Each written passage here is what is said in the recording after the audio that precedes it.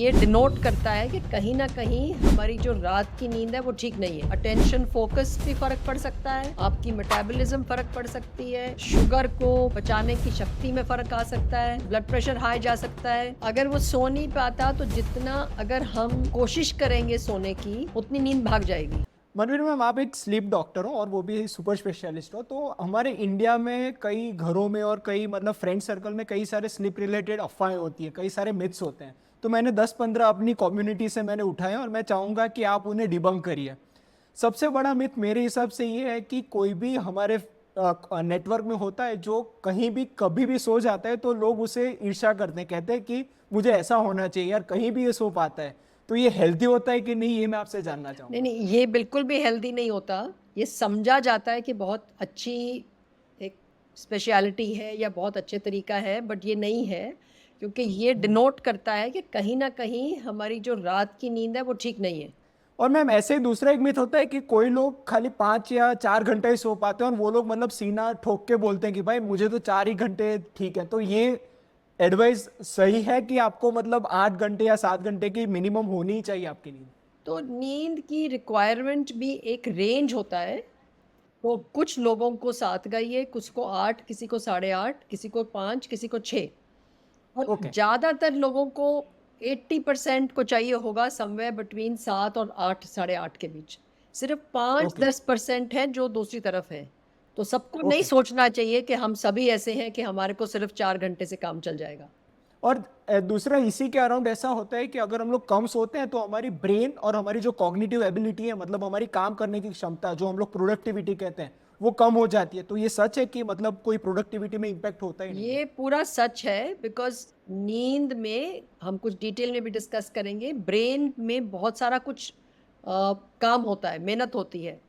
तो अगर वो नहीं होगा तो दिन में प्रोडक्टिविटी, अटेंशन, फोकस सारा कुछ गड़बड़ हो जाएगा। और मैम, एक नाइट ऑफ स्लीप डिप्राइवेशन कितना खराब हम हमारे लिए हो सकता है? क्योंकि कई बार बोलते हैं कि एक ही रात में नहीं सोया है ना, मतलब चल जाएगा, मैं वीकेंड में उसे कवर कर लूंगा। तो ये मान्यता, ये बिलीफ सही है कि गलत है? तो अभी हमारे पास बहुत रिसर्च आ गया है कि एक रात अगर नींद ठीक नहीं है, उसका शरीर पे क्या-क्या असर होता है।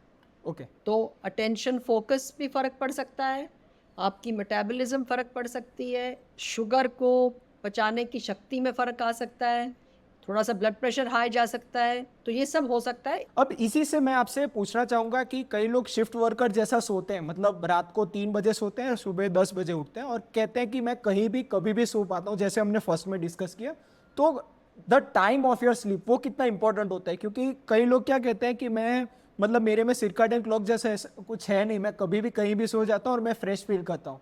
तो ये कितना सच है और कितना मतलब इंडिविजुअलिस्टिक है, जो आपने अभी आगे समझाया?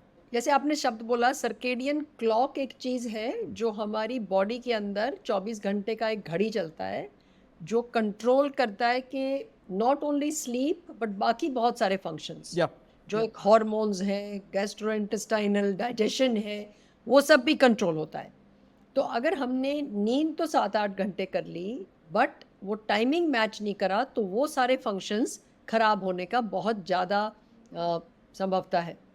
अब ये थोड़ी मतलब पेचीदी थोड़ा क्वेश्चन है कि मतलब लोग बोलते हैं कि अगर आपको अपने सपने याद है तो उसका मतलब है कि वो रात आप बहुत ही अच्छा सोए हो। तो इसमें क्या सच है, क्या गलत है, मैं आपसे जानना चाहूंगा। तो सपने एक्चुअली सबको आते हैं। सपने कई स्टेजेस ऑफ स्लीप में आते हैं। कुछ स्टेज में जो सपने आते हैं, जो हम रेम स्लीप बोलते हैं, वो हमें याद रह जाते हैं और कई दफ़ा याद नहीं रहते हैं। तो इसका ऐसे कुछ नींद से कोई डेप्थ ऑफ स्लीप से कोई कनेक्शन नहीं है। और ऐसे ही जो हमने आगे बोला कि जितना हम लोग ड्यूरेशन में हम लोग सोते हैं, तो वैसा एक ही बार में सोना और उसे टुकड़ों टुकड़ों में सोना, इतने में क्या डिफरेंस होता है और क्या सही हमारे लिए होता है? मतलब अगर हम लोग साइंटिफिक भाषा में इसे मोनोफेजिक, बाइफेजिक और पॉलीफेजिक स्लीप कहते हैं, तो एक कोई भी आम इंसान के लिए उसे क्या जानना जरूरी है कि क्या उसके लिए बेहतर होता है? आइडियली हमारे को एक चंक में स्लीप चाहिए, बिकॉज़ जो एक रात है उसमें कुछ स्टेजेस हैं और कुछ साइकिल्स बोलते हैं हम।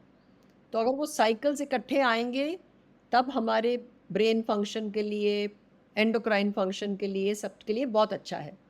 अगर हमने उसको टूट-टूट के 2-3 हिस्सों में बाँट दिया, तो वो सारे फंक्शंस ठीक तरह से, अच्छी तरह से नहीं हो पाएँगे। समझा।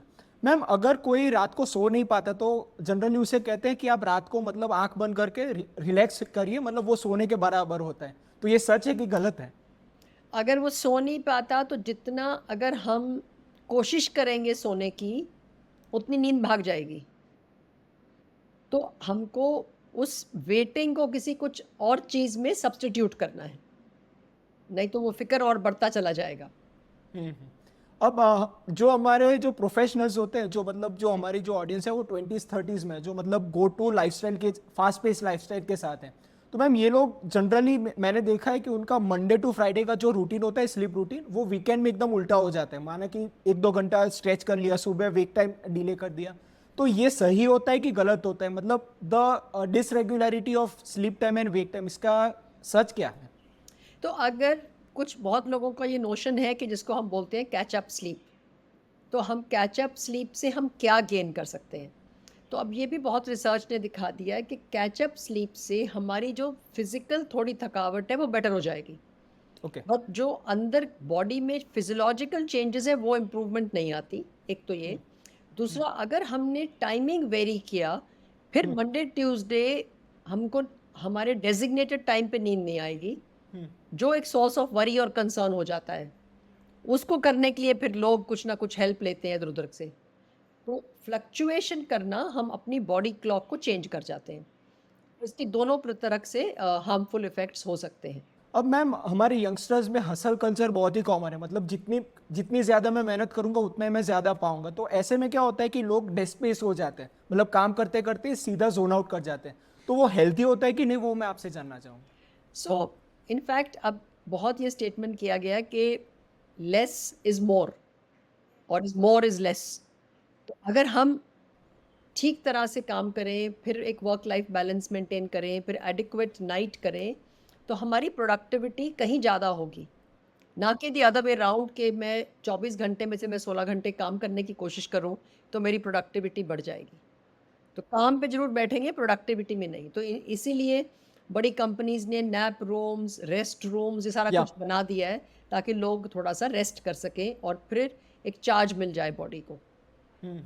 मैम ये बहुत कॉमन आई थिंक मिथ तो नहीं कहूँगा, पर ये कहते हैं कि स्लीप को रेस्ट के साथ इक्वेट करते हैं, और ये लोग मानते हैं कि जब हम लोग सोते हैं तो हमारा ब्रेन एकदम बंद हो जाता है।